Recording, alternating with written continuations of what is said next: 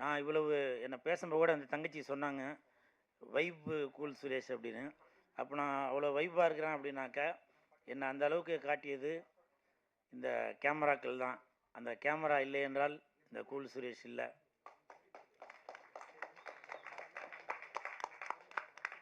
அதே மாதிரி இந்த நேரத்தில் ஒரு வருத்தமான செய்தியும், இன்னைக்கு இந்த கேமரா இவ்வளோ கேமரா இருக்கு, ஒரு 50 வருஷத்துக்கு முன்னாடி இதே மாதிரி ஒரு சங்கம் அப்போ இருந்திருக்கும். ஆனால் இந்த அளவுக்கு இந்த கேமராவில் அவ்வளோ முன்னேற்றங்கள்லாம் அப்போ இல்லை.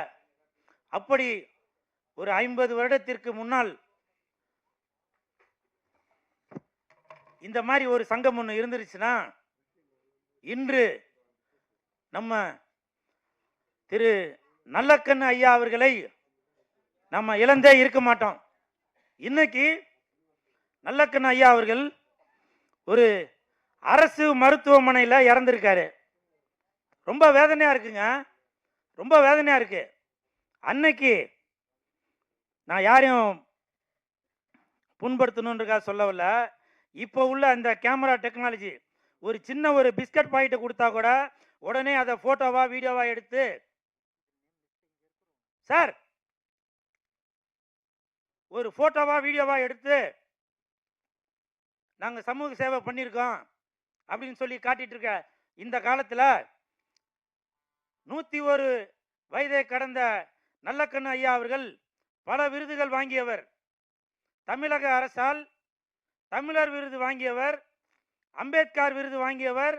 அது மட்டுமல்ல, 10 லட்சம் பணம், அப்போ அது பெரிய காசு. அந்த 10 லட்சம் பணத்தை அப்படியே திருப்பி முதலமைச்சரோட நிவாரண நிதிக்கு கொடுத்தவர். அப்படி ஒரு மாபெரும் தலைவர் அவர். அன்னைக்கு இந்த கேமரா டெக்னாலஜிலாம் இல்லை. இருந்துருந்துச்சுன்னா இன்னைக்கு அப்போலோ ஹாஸ்பிட்டல்லையோ இல்லை வேற ஒரு தனியார் மருத்துவமனையிலையோ சொகுசாக அவரை சுற்றி ஒரு 100 மருத்துவர்கள், 1000 செவிலியர்கள் இப்படி அவரை சுற்றி இருந்திருப்பாங்க, அவரை காப்பாற்றி இருப்பாங்க. வயது மூப்பு காரணமாக, உடல்நிலை சரியில்லாத காரணத்தினால் அவர் இறந்திருப்பதாக நான் கேள்விப்பட்டேன். இருந்தாலும் இப்படிப்பட்ட அரசியல்வாதியும் தாண்டி ஒரு சமூகத்தின் மீது அக்கறை கொண்ட இந்த நல்லக்கண்ணு ஐயா அவர்களை இழந்தது எனக்கு மட்டுமல்ல, தமிழகத்தில் உள்ள அனைத்து தமிழர்களுக்குமே இது ஒரு மிகப்பெரிய இழப்பு. இனிமேல் இந்த மாதிரி ஒரு இழப்பு என்பது இனி நடக்கவே கூடாது. நான் அவரை பத்தி பேசுற அளவுக்கு, நல்லக்கண்ணு ஐயா அவர்களை பற்றி பேசும் அளவிற்கு எனக்கு வயசோ அனுபவமோ பத்தாது. ஆனால் பல பேர் சொல்லியிருக்காங்க, இன்றும் காமராஜர் ஐயா அவர்கள் எப்படி கல்வி கண் திறந்த காமராஜர் ஐயா அவர்கள் எப்படி இருந்தாரோ அதே மாதிரி தான் நல்லக்கண்ணு ஐயா அவர்களும் இன்று அவர் இறந்திருக்க இந்த நிலைமையில் கூட அவரிடம் பெருசாக சொத்து பத்து எதுவுமே இல்லை. அப்படி மக்களுக்காகவே வாழ்ந்த அந்த ஒரு மனிதரை இழந்தது தமிழகத்திற்கு ஒரு மிகப்பெரிய இழப்பு. கேமரா பத்திரிகையாளர் சங்க நிகழ்ச்சியில் இந்த பதிவை நான் பதிவிடுவதற்கு இது ஒரு நல்ல சந்தர்ப்பம். ஏனென்றால் இப்படிப்பட்ட ஒரு நல்ல மனிதரை, அப்படி அந்த நேரத்தில் நிறைய கேமராக்கள் இருந்திருந்தாக்க அவர் எவ்வளவு உதவிகள் செய்திருப்பார் என்பதற்கு உதாரணத்திற்காக தான் இந்த பத்திரிகையாளர் சங்கத்தில் அதை நான் பதிவு பண்ணுறேன். ஆழ்ந்த இரங்கல் ஐயா அவருக்கும் அவர் குடும்பத்தாருக்கும். சரி,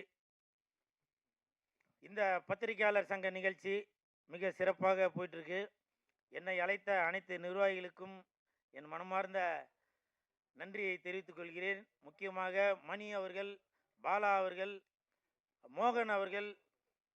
தம்பி உங்கள் பேர்? நான் பேசும்போது குறுக்க என்னை பேச விடாமல் கெடுத்த ஆலன் அவர்கள், அவர்களுக்கும் என் மனமார்ந்த நன்றி. தங்கச்சி உங்கள் பேருமா?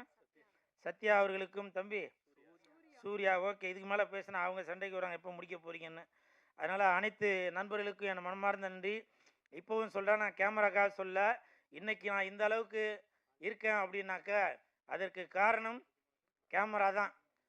நான் எங்கே போனாலும் என்னை சுற்றி ஒரு 10 கேமரா, 20 கேமரா, 30 கேமரா என்னை சுற்றிக்கிட்டே இருக்குது அப்படின்னாக்கா அது கேமரா தான் காரணம். இந்த நேரத்தில் என் தலைவன் எஸ்டிஆர் அவர்கள் சொன்ன ஒரு வார்த்தையை நான் இப்போ சொல்கிறேன். வெந்து தணிந்தது காடு ரிலீஸ் ஆனப்போ நான் வந்து அழுதேன். அந்த அழுது சோசியல் மீடியாலாம் வந்துச்சு. என் தலைவன் எஸ்டிஆர் அவர்கள் எனக்கு ஃபோன் பண்ணி சொல்லாரு, டேய் நீ அழுவாத, ஏன்னா நீ இப்போ முன்ன மாதிரி இல்லை, நீ போனனா உன்னை சுற்றி 50 கேமரா 100 கேமரா வருது, இன்னைக்கு நீ வந்து ஒரு செலிப்ரிட்டி ஆகிட்ட, அதனால் அழாத, எல்லாமே நல்லது தான் நடக்கும் அப்படின்னு. அதனால் அந்த 100 கேமரா 50 கேமரான்றது உங்களை தான் மென்ஷன் பண்ணியிருக்காரு. இந்த நேரத்தில் என் மனமார்ந்த நன்றிகளை தெரிவித்துக் கொள்கிறேன். அப்புறம் டிவிகே தலைவர் விஜய் சார் அவருக்கும் என் மனமார்ந்த நன்றி. ஏன்னா நான் வந்து ஒரு கோரிக்கை ஒன்று வச்சுருந்தேன். நீங்கள் எப்போ மீட்டிங் நடத்தினாலும் வெள்ளிக்கிழமை அன்னைக்கு அந்த மீட்டிங் நடத்தாதீங்க. ஏன்னா சோசியல் மீடியா ஃபுல்லாக உங்களை பற்றியே அந்த வெள்ளிக்கிழமை ஃபுல்லாக நியூஸ் வரதுனால ரிலீஸ் ஆகிற 10-15 படங்களோட நிலைமை என்ன அப்படின்றது தெரிய மாட்டுது. விஜய் சார் காரில் ஏறிட்டாரு, விஜய் சார் காரை விட்டு இறங்கிட்டாரு, வீட்டை விட்டு கிளம்பிட்டாரு, ஃப்ளைட்டில் ஏறிட்டாரு இப்படின்ற நியூஸே வரதுனால வெள்ளிக்கிழமை அன்னைக்கு ரிலீஸ் ஆகிற படங்கள் எல்லாமே வெளியில் தெரிய மாட்டுது. அதனால் அன்பு கூர்ந்து நீங்கள் மற்ற கிழமையில் வைங்க அப்படின்னு சொல்லியிருந்தேன். அதனால் விஜய் சார் அவர்கள் கடந்த 23ஆம் தேதி அன்னைக்கு வேலூரில் ஒரு மீட்டிங் திங்கக்கிழமை அன்னைக்கு வச்சுருக்காரு. இந்த கூல் சுரேஷோட அன்பான வேண்டுகோளை கேட்டு அந்த விஜய் சார் திங்கக்கிழமை அன்னைக்கு வச்சதில் என் மனமார்ந்த நன்றியை தெரிவித்துக் கொள்கிறேன். அன்னைக்கு வந்து நீங்கள் ஒரு குட்டி கதை ஒன்று சொல்லியிருக்கீங்க, ஜல்லிக்கட்டு புல்லுக்கட்டு அப்படின்னு சொல்லியிருப்பீங்க போல். அது சொன்னது வந்து நம்ம பிக் பாஸ் ஜூலின்னு சொன்னால் தான் உங்களுக்கு தெரியும். அவங்களுக்கு இன்னொரு பேர் இருக்குது, ஜல்லிக்கட்டு ஜூலி அப்படின்னு சொல்லுவாங்க. நிறையா பேர் ஜூலி அவர்களை திட்டுறீங்க. அவங்க ஏதோ அதை ஜல்லிக்கட்டு புல்லுக்கட்டுன்ற அதை மாற்றி புரிஞ்சுக்கிட்டு அவங்கள எல்லாரும் சோசியல் மீடியாவில் வசைப்பாடிட்டு இருக்கீங்க. இந்த நேரத்தில் ஜூலி அவர்கள் சார்பாக, பிக் பாஸ் ஜூலி அவர்கள் சார்பாக, ஜல்லிக்கட்டு ஜூலி அவர்கள் சார்பாக நான் மனமார்ந்த வருத்தத்தை தெரிவித்துக் கொள்கிறேன். அவர்களுக்காக மன்னிப்பு கேட்டுக்கொள்கிறேன். ஏன்னா அந்த தங்கச்சி மன்னிப்பு கேட்குற மாதிரி தெரியல. விஜய் சார் என்ன டைலாக் சொன்னாங்களோ அதே மாதிரி நான் ஆஃபீஸில் தான் இருப்பேன், வீட்டில் தான் இருப்பேன், வந்தால் தில்லு இருந்தால் வந்து மோதி பாருங்க அப்படின்ற மாதிரி சொல்லியிருக்காங்க. அந்த தங்கச்சி ஏதோ தெரியாமல் ஏதோ சொல்லியிருக்காங்க. அதனால் ஜூலி அவர்கள் சார்பாக நான் எனது வருத்தத்தை தெரிவித்துக் கொள்கிறேன். தயவு செஞ்சு அந்த மாதிரி அந்த தங்கச்சி யாரும் திட்டாதீங்க. அப்படி நீங்கள் திட்டுனீங்கனாக்க உங்களுடைய தலைவனோட பேர் தான் கெட்ட பேர் ஆகும். ஏனென்றால் ஒரு பெண்மணியை அந்த மாதிரி நீங்கள் திட்டும்போது நாளைக்கு உங்கள் தலைவர் முதலமைச்சர் ஆகிட்டாங்க, இந்த மாதிரி தான் பெண்களை வந்து இழிவுபடுத்தி பேசுவீங்களா அப்படின்னு சில பேர் அதே கமெண்ட்டில் வந்து பேசிட்டு வராங்க. அதனால் தயவு செஞ்சு பெண்கள் நாட்டின் கண்கள், பெண்களை தயவு செஞ்சு மதிங்க. அந்த தங்கச்சி ஜூலி ஏதோ தெரியாமல் பேசியிருக்கோம், அவங்களுக்காக நான் மன்னிப்பு கேட்டுக்கிறேன். இன்னொரு முக்கியமான விஷயம், திருவள்ளுவர் இல்லை என்றால் திருக்குறள் இல்லை, மகாத்மா காந்தி அவர்கள் இல்லை என்றால் சுதந்திரம் இல்லை, பிக் பாஸ் ஜூலி ஜல்லிக்கட்டு ஜூலி இல்லை என்றால் ஜல்லிக்கட்டே இல்லை. இதை நான் சும்மா இதுக்காக சொல்லலை. நான் அந்த கமெண்ட்ல திட்டுறீங்களா, அவங்கள பார்த்து நான் ஒன்று சொல்கிறேன். அந்த ஜல்லிக்கட்டு போராட்டம் அப்போ ஜூலி அவர்கள் அந்த போராட்டத்தில் கலந்துக்கிட்டு குரல் கொடுத்தாங்க. காணும் காணும் ஓபிஎஸ்ஸை காணும், சின்னம்மா சின்னம்மா ஓபிஎஸ் எங்கம்மா அப்படின்னாங்க. வேண்டும் வேண்டும் ஜல்லிக்கட்டு வேண்டும், பீட்டா பீட்டா பிஞ்சிருண்டா பேட்டா, இப்படிலாம் வந்து அன்னைக்கு அந்த ஜல்லிக்கட்டு போராட்டத்தில் அவங்க குரல் கொடுத்துருந்தாங்க. அப்போது நீங்கள் அதான் இப்போ அந்த கமெண்ட்டில் திட்டுறவங்களுக்கு தெரிஞ்சிருக்காது. ஏன்னா அப்போ நீங்கள் வந்து ஒன்றும் பிறந்திருக்க மாட்டீங்க. ஒருவேளை பிறந்திருந்தீங்கன்னா நீங்கள் பால்வாடிக்கு போயிட்டு இருந்திருப்பீங்க, உங்களுக்கு அந்த விவரம் தெரிஞ்சிருக்காது. அதுக்காக நான் இப்போ அதை தெரியப்படுத்துகிறேன்.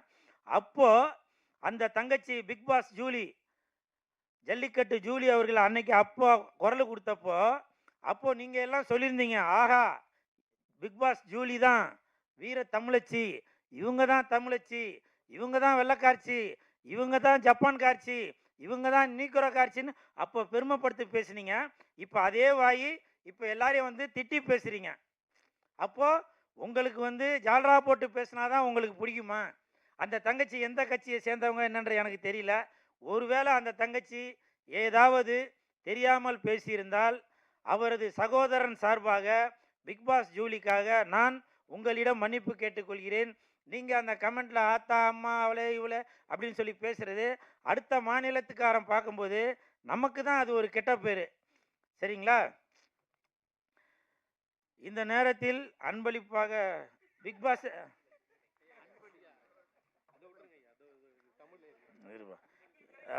இல்ல கேமரா பத்திரிகையாளர் சங்கம் சார்பாக பாலா அவர்கள் பிக் பாஸ் ஜூலி அவர்களை பெருமைப்படுத்தி பேசியிருக்கா. எனக்கு ஒரு 50,000 செக்காக கொடுக்குறேன் அப்படின்னு சொல்லியிருக்காரு. மிக்க நன்றி. அவ்வளோ எல்லாத்தையும் பேசியாச்சுவா. இந்த நேரத்தில் சார் இல்லை சார், நீங்கள் குறுக்க வந்து பேசாதீங்க. இன்னைக்கு தமிழ்நாட்டில் இந்த நேரத்தில் 2 பேருக்கு நடுவில் தான் போட்டியே. ஒன்று டிவிக்கு, இன்னொன்று பிக் பாஸ் ஜூலி. இவங்க 2 பேருக்கு நடுவில் தான் போட்டியே நடந்துட்டு இருக்கு. நீங்கள் சூழ்நிலை தெரியாமல் இந்த நேரத்தில் கேமரா பத்திரிகையாளர் சங்கம்னு ஒரு மீட்டிங் வச்சு நடத்துறீங்களா? இன்னைக்கு நாட்டில் என்ன நிலவரம் நடக்கு தெரியுங்களா? நீங்கள் தானே கேமரா வச்சிருக்குது. அந்த தங்கச்சியோட நிலைமையை யோசிச்சு பாருங்க. நாளைக்கு அந்த தங்கச்சி போகும்போது ஏதோ ஒரு பிரச்சனை நடந்துச்சுனாங்க என்ன பண்ணுவீங்க? உடனே திமுக தான் அப்படி பண்ணிச்சுன்னுவீங்க, அதிமுக தான் அப்படி பண்ணிச்சுன்னுவீங்க. தம்பி உங்க பேர் என்ன? இந்த ஆலன் தான் அப்படி பண்ணாரு அப்படின்னு சொல்லுவீங்க. ஆளு பார்க்கறதுக்கு தான் அப்படி இருப்பாரு, ஆனா ரொம்ப அன்பான மனிதர். இந்த குழந்தை மனுஷன் தம்பி சொல்றாரு. இந்த நேரத்தில் என் மனமார்ந்த நன்றிகளை தெரிவித்துக் கொள்கிறேன். நன்றி, வணக்கம்.